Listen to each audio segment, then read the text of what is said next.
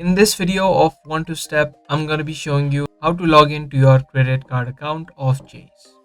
If you're trying to manage your credit card and if you're trying to log into it, then make sure you keep watching this video until the end. Now to log into your credit card account of Chase, you'll need to first of all open up your web browser. Once you do, search for Chase credit card login and you can see a couple of results related to it. You'll need to enter in the result which says online account access creditcardchase.com. Once you click on this result, you can see this login form or this login section on the right hand side. Now in the first box, type in the username of your account and in the second box, type in the password.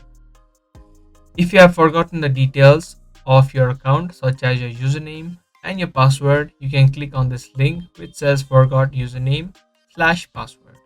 Through this section, you can follow simple steps and add in some of your details to recover either your username or your password.